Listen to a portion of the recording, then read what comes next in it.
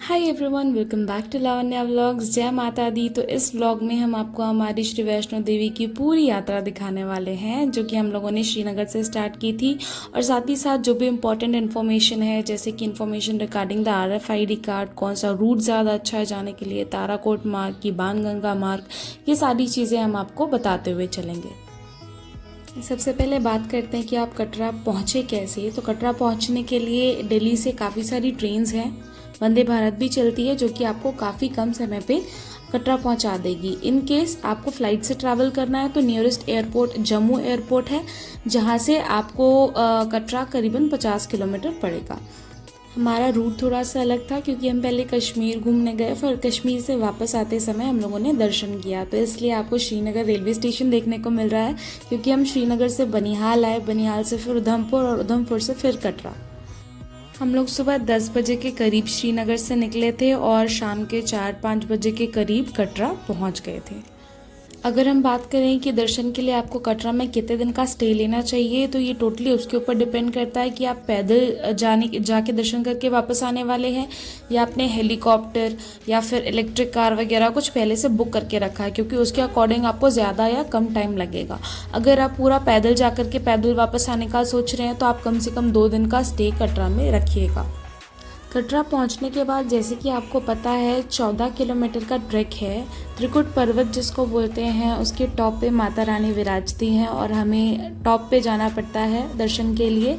जो पूरा ट्रैक होता है वो 14 किलोमीटर्स का होता है।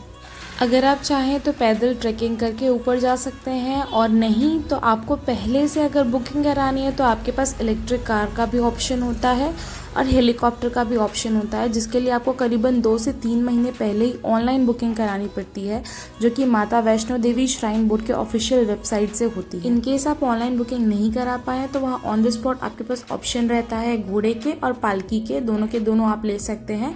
ऊपर मंदिर तक भी जाते हैं, अर्धकुंवारी तक भी जाते हैं, उसके अकॉर्डिंग उनका प्राइस होता है। शाम को 5 से 6 बजे के करीब हम पहुंच गए थे अपने होटल। या हमारे होटल से होम स्टे जो था, वहाँ से व्यू था माता का भवन, अर्धकुंवारी सीधा हमको दिख रहा था। बहुत ही अच्छा लगा यहाँ पे रुक के। इससे पहले लास्ट जो हमने माता वैष्णो देवी के दर्शन किए थे वो थे 2002 में। मैं बहुत छोटी थी, मैं जस्ट पैदा हुई थी, मैं 6 महीने की थी। और ये उनके कुछ फ़ोटोज़ हैं जो कि just for the case of reminiscing मैंने ऐड कर दिया है। और ये मैं दिख रही हूँ आपको, ये हमारी पूरी फैमिली। यात्रा स्टार्ट करने से पहले हम लोग रुके माता की चुनरी और छोला लेने के लिए। वहाँ पे आपको प्रसाद वगैरह कुछ भी चढ़ाने नहीं दिया जाता है, तो आप सिर्फ ये जो चोला माता का होता है जो बोलते हैं, उसी को लेकर के जा सकते हैं और सिर्फ यही चढ़ाने देते हैं। इसके बाद हमने RFID कार्ड बनवाया। RFID कार्ड हम लोगों ने 5 नंबर गेट से बनवाया, जो कि भूतपूर्व सैनिकों और उनके वार्ड्स के लिए है। इसके अलावा स्टेशंस पे भी RFID कार्ड बनता है, और साथ ही साथ जो बाणगंगा मार्ग है उसके जस्ट स्टार्टिंग पॉइंट पे भी 4-5 जगह RFID कार्ड बनता है। माता वैष्णो देवी श्राइन बोर्ड के ऑफिशियल वेबसाइट से भी एक यात्रा पर्ची का ऑनलाइन रजिस्ट्रेशन होता है, लेकिन वो एक्चुअल में कुछ काम का नहीं है, क्योंकि एट लास्ट आपको वहाँ जाके अपनी फ़ोटो खिंचवा के RFID कार्ड फिर से बनवाना पड़ता है। जब भी आप यात्रा प्रारंभ करते हैं तो ये आपका पहला स्टेप रहेगा कि आपको RFID कार्ड बनवाना है, क्योंकि जब स्टार्टिंग पॉइंट में आपका RFID कार्ड चेक होगा, बिना RFID कार्ड के आपको आगे नहीं जाने दिया जाएगा। अब अगर हम मंदिर पहुंचने के मार्ग के बारे में बात करें तो 2 मार्ग हैं जो कि माता के दरबार हमें पहुंचाते हैं। एक है ताराकोट मार्ग और दूसरा है बाणगंगा मार्ग। बाणगंगा मार्ग जो है वो पुराना है, ट्रेडिशनल रूट है, और ताराकोट मार्ग अभी नया बनाया हुआ है। अगर हम बात करें कि कौन सा बेहतर है, तो ताराकोट मार्ग बेहतर है अगर आप पैदल यात्री हैं तो, क्योंकि उस रास्ते पे घोड़े नहीं जाते हैं, आपको बिल्कुल भी गंदगी नहीं मिलेगी, और क्योंकि नया मार्ग है तो वहाँ पे स्लोप जो है थोड़ा सा कम है, तो आपको पैदल चढ़ने में दिक्कत भी नहीं होगी। ये जो स्टार्टिंग पॉइंट है, यहाँ पे फ्रिस्किंग होती है, चेकिंग होती है आपके पर्स की, आपके सामान की, आपकी चेकिंग होती है, आपका RFID कार्ड यहीं से चेक होता है, और उसके बाद फिर हम आगे बढ़ते हैं। अगर आपको और कोई भी मीन से जाना हो तो प्लीज़ 2 से 3 महीने पहले ही बुकिंग करवा लीजिएगा, क्योंकि एन वक्त पे आपको किसी भी चीज़ की बुकिंग नहीं मिलेगी। सिर्फ एक बुकिंग जो 1 महीने पहले मिल सकती है आपको, वो है रोपवे के लिए, और वो रोपवे भी सिर्फ माता के भवन से लेकर के भैरव जी के टेम्पल तक ही चलता है। साथ ही साथ माता के भवन में अकोमोडेशन के लिए भी आप पहले से बुकिंग कर सकते हैं। वो भी माता वैष्णो देवी के श्राइन बोर्ड के ऑफिशियल वेबसाइट से ही होगा बुकिंग। आप अगर चाहें तो जाकर के वहाँ एक रात रुक सकते हैं, दूसरे दिन सुबह आरती अटेंड कर सकते हैं। जिन लोग अपनी ऑनलाइन आरती बुक कराते हैं वो लोग यूजुअली जाकर के वहाँ रुक जाते हैं और फिर दूसरे दिन सुबह सुबह मंदिर जाके आरती अटेंड करते हैं। माता वैष्णो देवी की मॉर्निंग वाली जो आरती होती है, जिसे हम अटक आरती भी बोलते हैं, उसकी भी ऑनलाइन बुकिंग होती है, जिसमें लिमिटेड लोग ही जा सकते हैं, तो इसलिए उसके लिए भी आप पहले से ऑनलाइन बुकिंग करवाएं।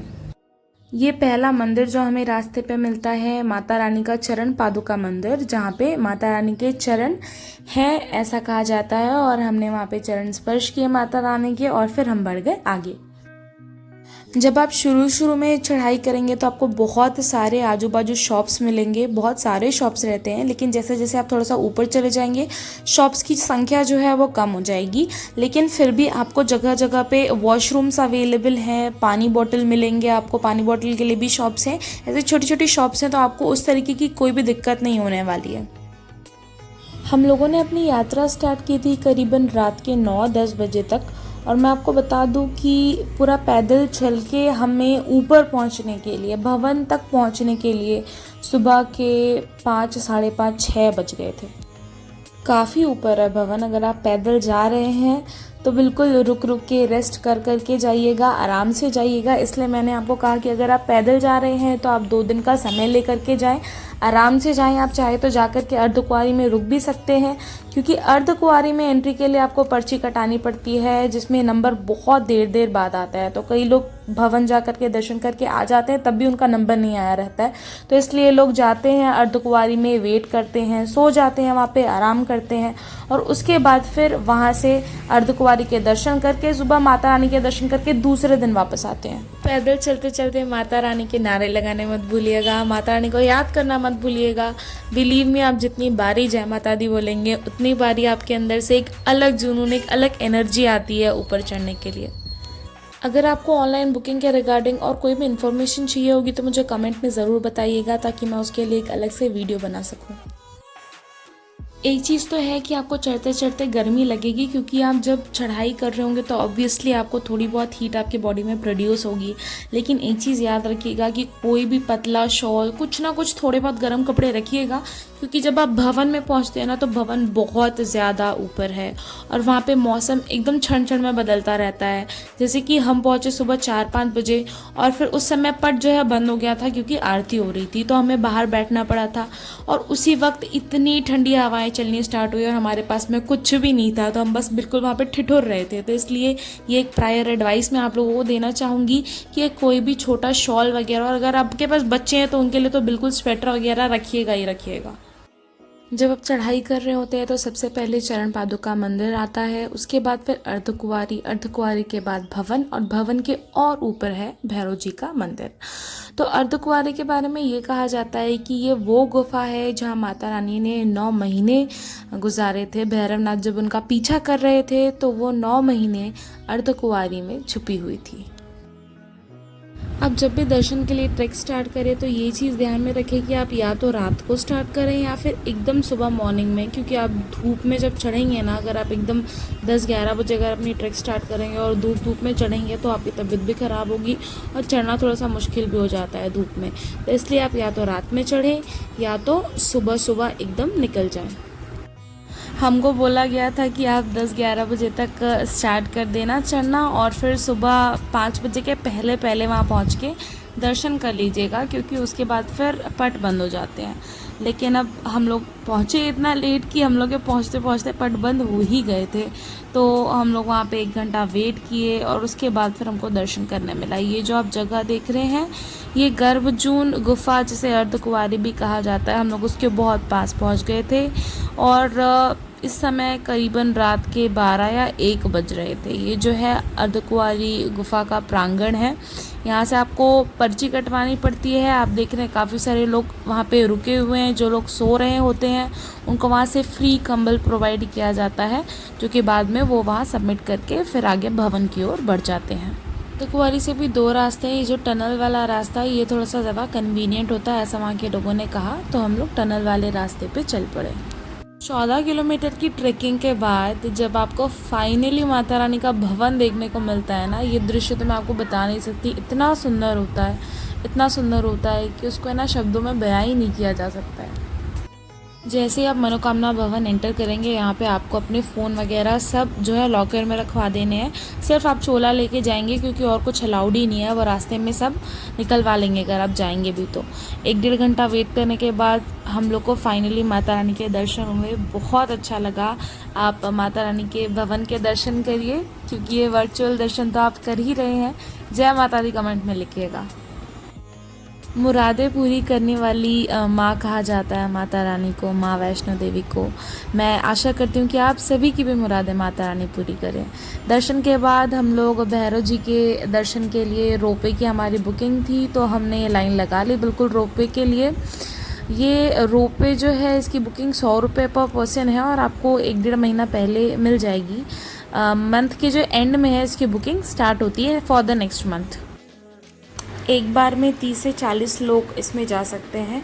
आपको रोपवे की कार जो है ऊपर ले जा कर के छोड़ेगी, वहाँ से थोड़ी दूर आपको पैदल चलना पड़ता है और वहाँ पे भैरव जी का टेम्पल है जहाँ पे आप अच्छे से दर्शन करिए। वहाँ पे लंगर भी लगता है, आप चाहें तो लंगर खा सकते हैं क्योंकि आप जब इतने समय पहले से निकले होंगे, इतना ट्रैक करके ऊपर आएंगे तो भूख तो लगेगी, और लंगर खाएं, आप प्रसाद ग्रहण करें और उसके बाद फिर वहाँ से दर्शन करके आप वापस आ सकते हैं। वो भी रोपवे के थ्रू ही आपको नीचे आना है। वापस आते समय आप गुलशन कुमार जी का बहुत फेमस लंगर है जहाँ पे माता रानी का प्रसाद वहाँ पे बांटा जाता है, आप वहाँ पे भी लंगर में प्रसाद ग्रहण कर सकते हैं।